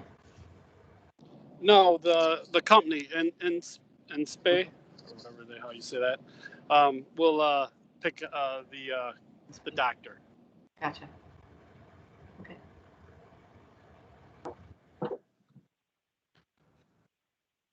Okay, so then Chris, do you want to talk about our fire disability matter? Okay, on the Burns matter, we've instructed Carolyn to start the process for the calendar year 2021 Burns evaluation. So she will undertake that, and we will proceed to accomplish it by the end of the year. Okay. And we did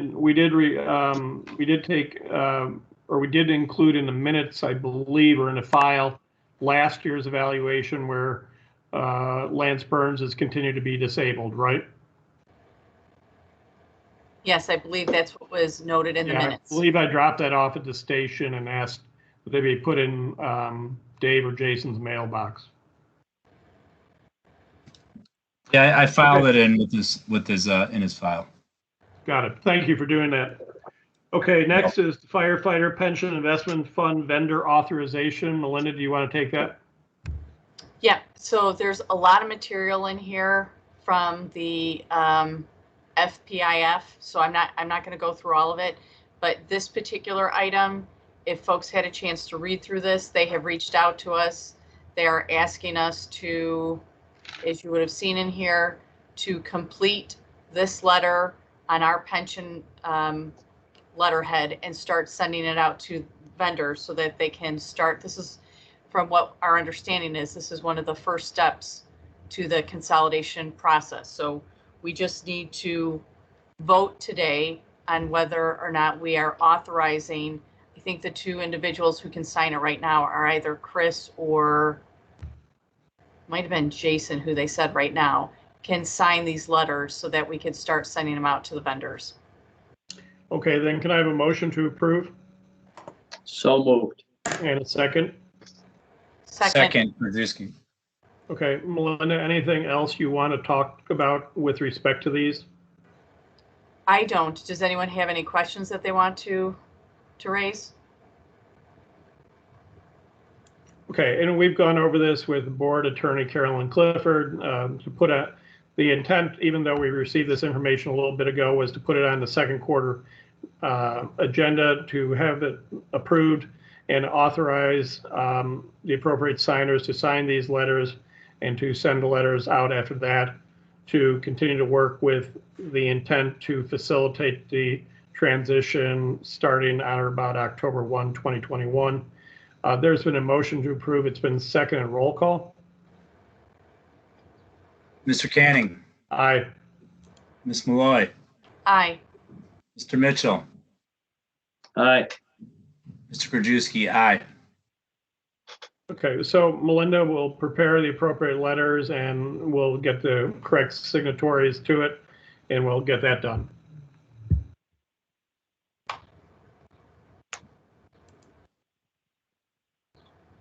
Okay, over to police.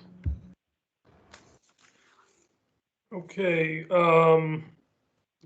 what else do we have to do here? I think we're. So, We got rules. on the agenda, it's Hold item. on a second. Review the following Illinois Department of Insurance report and examination, Wilmette Pension Fund for the period ending. So the board reviewed the findings listed in the IDOI David? report. That one? No, and I'm sorry to interrupt you. There's an item before this. It's, Yeah, two above. yep. I'll go Hold on a back second. to, I gotta go find There it. we go. I'm on the wrong one. it's, and maybe Pat's gonna speak to this because I didn't see, it's Yeah. called police review and or modification of the Oh, board's. yeah, I missed that one. Yeah, okay. It's okay. So based on that, it's just mainly, we should probably, as a board, based on the fire's recent redoing of all their, and more formalizing their admin rules and regulations. I think that's one of the things when we go through the certified trustee, they talk about, and it was kind of brought up that our rules and regulations haven't been touched in a while. So it's just kind of like we should probably start that process and come up with how I think the fire, did you guys go have the attorney do all of it or? Yes. Yes. All right. So I don't know if we want to do that. I don't think we need to make a decision now, but just to put it in our mind and think about it, and then we're gonna have to do this. Pat, does this? Go ahead. Yeah. Is this something when you say board admin rules? Is this something that's going to change with the consolidation? I mean, like I just don't think it makes sense to spend money if everything's going to change. But if it's something we need, even with after consolidation, that would be one thing. But if it's something we should do and the world's going to, we're going to not need it in 9 months, then why spend the money? We'll still need it because we'll still be doing the meetings. It kind of runs the whole process, the meetings, the forms. I think they formalized their forms to take in active members and then pensioners and that type of deal, and for disability hearings. So we would definitely need it. Okay, but here's the question, the follow-up question to that is, will it be different the way we do things in 9 months? So why change the rules and have to change them again? Or if it's going to be the same, then okay. But if not, I mean, unless you tell me it's something that has to be done like right now, but it looks like something we should do. Does that make sense? Yes, and I mean, I don't know if Chris would have an opinion on that or Melinda. I see your point. I mean, if we could wait till then and then clarify it, or just do the rules that are actually going to apply to us, because we'll lose the investment part of it.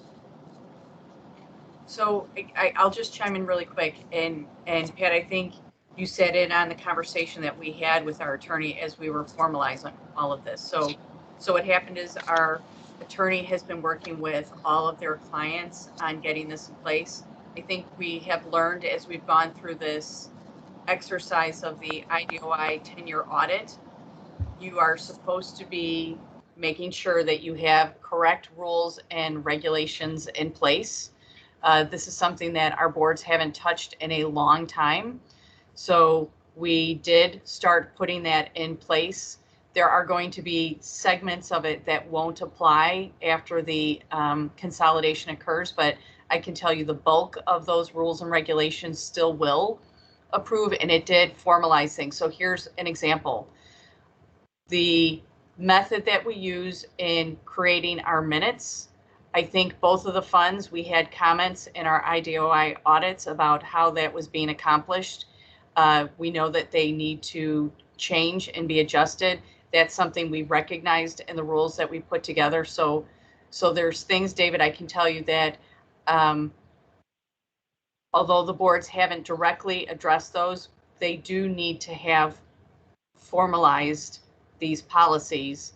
And we know that this is kind of coming out now because of these audits that have occurred. So I'm going to tell you, I guess the bottom line is I don't think it's going to be wasted time, effort, or energy to get these done. No, I would start the process, and it will become apparent, you know, much of what you're going to be looking at will continue on beyond the transition, especially as it pertains to disability matters and keeping of records for the fund. Okay. Fair enough. So that's more of just a FYI, Pat. I think it's just on the agenda for a heads up, right? Yeah, I think so. And then I can reach out to our attorney just to see what he thinks and go from there.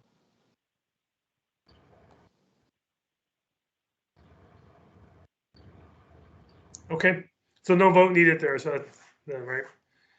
So you're going to reach out to the attorney, figure out what we need to do, and maybe next meeting we'll get a report back. Yeah, I'll talk to our attorney and Melinda. We'll go from there. Okay. Chris, do you want to bring up the next item on the agenda? I will bring up the next item on the agenda, which is review and filing. I'm sorry, the semi-annual review of closed executive session minutes, determine what needs to remain confidential. We're in the process of putting that together, so why don't we keep it on the table for the time being as it pertains to fire. Are there any minutes on police that need to be addressed at this meeting? I think it was tabled last meeting, and we plan to keep it remain tabled, Pat, is that correct? Yes, especially after looking at the documents that were in the fire side. Okay, so let's keep it on the table, and when appropriate, we'll remove from the table. Over to you, Dave, for the next item. Okay, let's see here. Which one are we here? Semi-annual review, closed executive session review. Oh, okay, so this is the review of the file in the Illinois Department of Insurance report of examination of the Wilmette Pension Fund for the period ending December 31st, 2019. The board reviewed the findings listed in the IDOI report on examination, the board's response to these findings. So I don't know if you all saw the report Pat sent out. We just need a motion to approve the response, correct? Yeah, I guess first of all, has anybody got any questions on the responses? If you didn't get a chance to review it.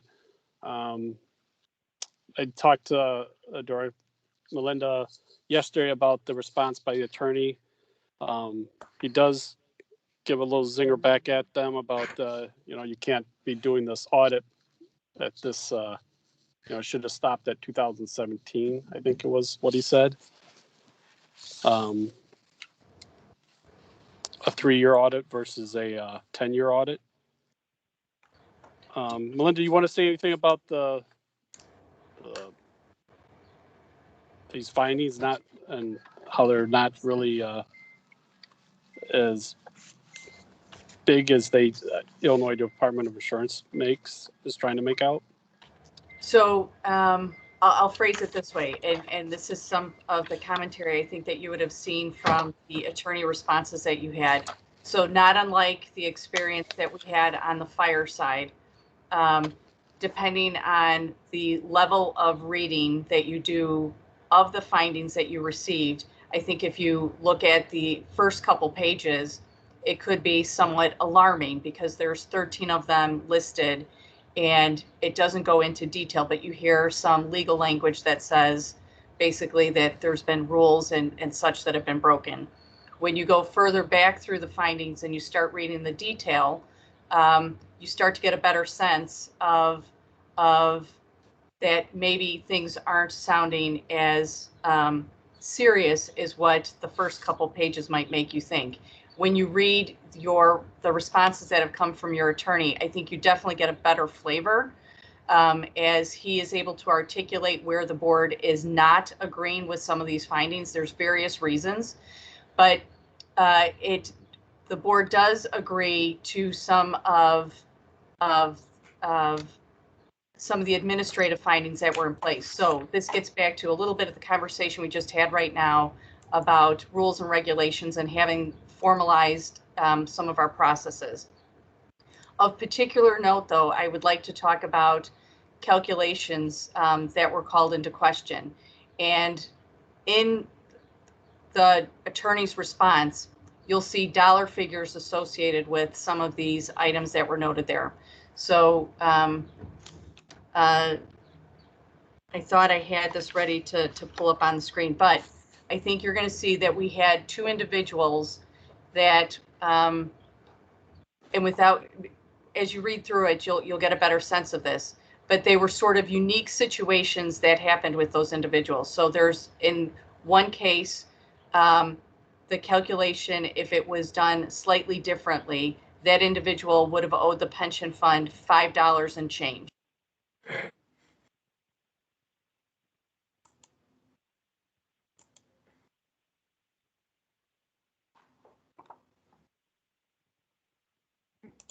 Melinda, you muted yourself, I think. Wow. Looks that way. Just, I didn't do it, but I think somebody might have hit mute all because I haven't touched anything. They were so But shocked by the $5 and change that you got muted. That's all I had to say, and then I dropped the mic. That's what happened.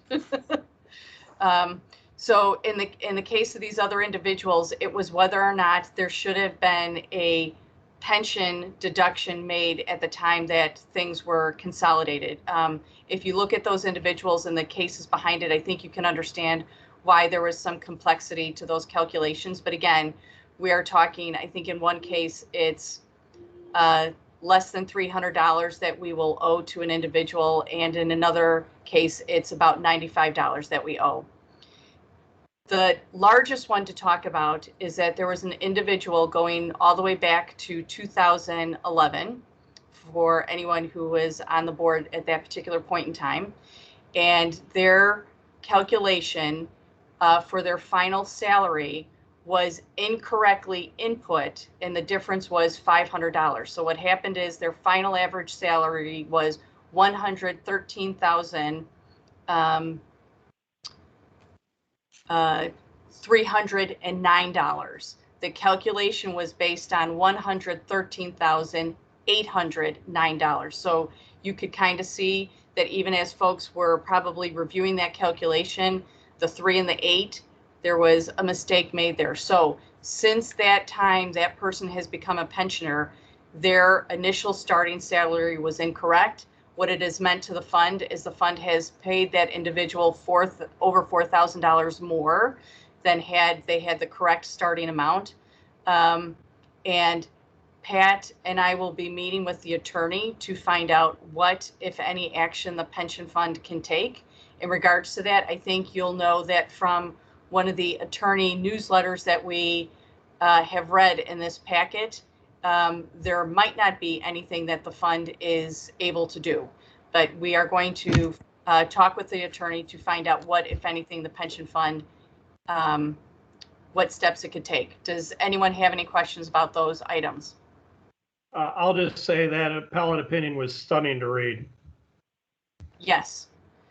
So I think the big picture sense that folks should have out of all of this is, do we need to take seriously our responsibilities for all of the record keeping that is associated with this pension fund, especially when IDOI went back and they wanted us to pull our files going back 10 years. They were looking at all the calculations that were done during that time. To think that we had one individual that was off, when you look at the dollar amount, you could kind of see how that would have happened. The other ones, as I told you, less than $300, a $5 mistake, and a $95 mistake. There's a couple things to take away.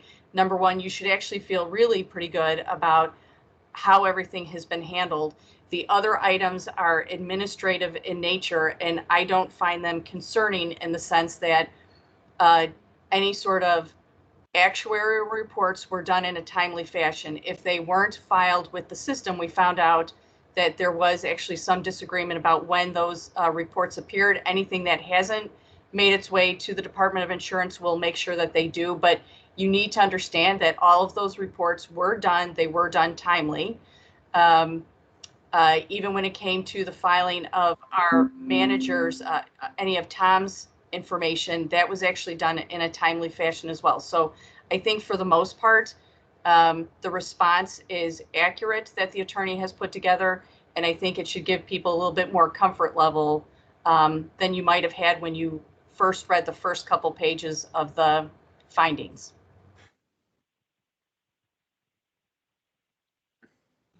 All right, anything else from Melinda?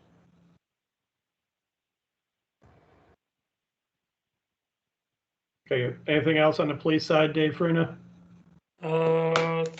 So I think maybe the board is going to need to take a vote that you're okay with those and that they can get sent. Isn't that correct, Pat? The attorney wanted that? Yes, so I guess if nobody has any issues with the responses, I would need a motion to approve the responses listed for the response to the findings listed in the examination report, and permission for the attorney to file those responses with the Illinois Department of Insurance. Okay, so can we get a motion to approve the responses to the IDOI report? I'll motion. Can we get a second? I'll second it. Kindle. Again. Okay, and then roll call: Farina, aye. Kinzel, Aye. Collins, Aye. Sokolnik, Aye. Paulson. Aye. Okay, the motion carried, approving the board's response to the findings listed in the IDOI report. Okay, next time on the agenda, Melinda, do you want to talk about the actuarial reports? Sure. So there's two items here. One is the 2020 audit and the actuarial valuations. Number one, I just want to inform you that we are in the process still of our 2020 audit. I hope to have these done and completed in May. And if there's any questions or comments about those at that point in time, we can talk about it. With the actuarial valuations, those have been completed. I'll be bringing those to the board next Tuesday night. I don't think it should shock anyone, especially as we talked about our investment returns last year, that we're seeing an improvement in our funded liabilities for both of the pension funds. So there's going to be an improvement in the firefighters. We're going from a 62.5% funded ratio last year to a 64.8%. So basically 62% to 65. And with the police, we're going from roughly 65% to just a little over 69%. Wow. So there's really two things that are happening here. One is definitely investment returns have played a huge role in this. Secondly, these are returns, and the funded ratio is based on us continuing down the path of going to that 15-year rolling amortization period.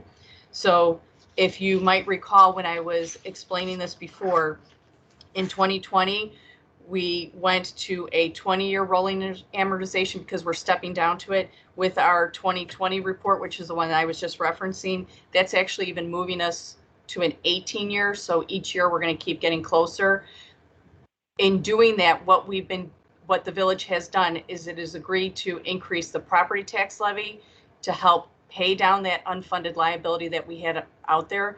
They've also allocated additional general fund reserves to meet then what is the employer required contribution.